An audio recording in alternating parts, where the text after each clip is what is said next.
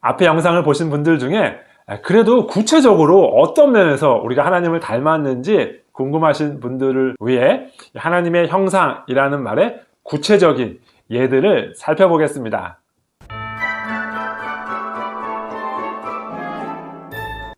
먼저 하나님께서 인간을 창조하실 때 하신 말씀들을 통해서 하나님의 형상의 구체적인 내용들을 알 수 있어요. 하나님이 이르시되 우리의 형상을 따라 우리의 모양대로 우리가 사람을 만들고 그들로 바다의 물고기와 하늘의 새와 가축과 온 땅과 땅에 기는 모든 것을 다스리게 하자 하시고, 하나님께서 하나님의 형상대로 인간을 만들고 이 인간에게 권한을 주어서 동물들과 온 땅을 다스리게 하자라고 하세요. 하나님은 온 세상의 왕이시니까 온 세상을 다스리는 지배권을 가지고 계시죠.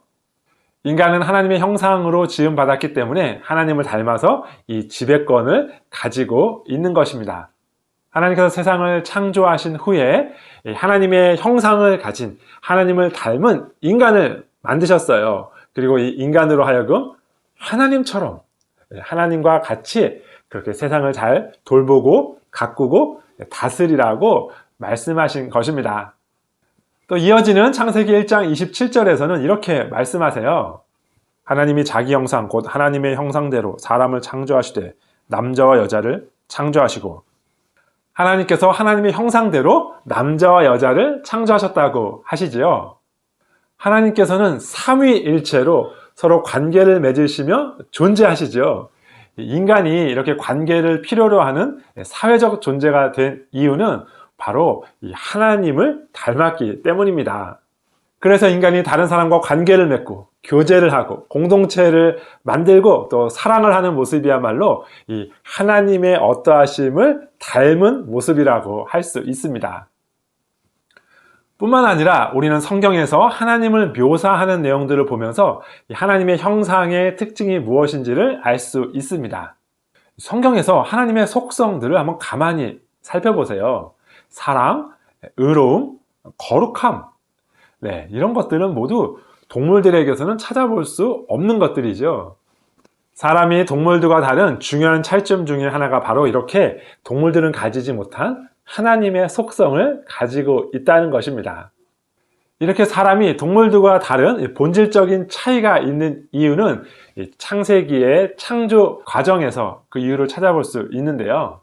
하나님께서 동물을 만드실 때는 흙을 사용하셔서 만드십니다. 하나님이 이르시되 땅은 생물을 그 종류대로 내되, 그런데 사람은 흙 더하기 생기를 사용하셔서 만드십니다. 여호와 하나님이 땅의 흙으로 사람을 지으시고 생기를 그 코에 불어 넣으시니 사람이 생명이 되니라. 그러니까 사람들은 동물들은 가지고 있지 못한 이 생기를 가지고 있는데요. 이것을 우리는 영혼이라고 부릅니다.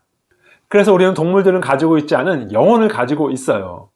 이 영혼의 존재 때문에 우리는 하나님을 닮아 동물들과는 다르게 사랑을 추구하고 의로움을 추구하고 거룩함을 추구하는 존재가 된 것입니다. 마지막으로 우리는 예수 그리스도를 통해 하나님의 형상의 특징을 알 수 있습니다. 우리도 하나님의 형상으로 지음을 받았지만 우리의 죄악 때문에 많이 뒤틀려지고 또 왜곡되어 버렸죠. 그래서 온전한 하나님의 모습을 알기 위해서는 온전한 하나님의 형상이신 예수 그리스도를 알아야 합니다. 그는 보이지 아니하는 하나님의 형상이시오 모든 피조물보다 먼저 나신 이시니. 예수 그리스도의 모습을 잘 살펴보고 묵상하면서 우리 모두 우리 아버지를 닮아 아버지의 형상을 회복하는 하나님의 자녀들이 되기를 기대합니다.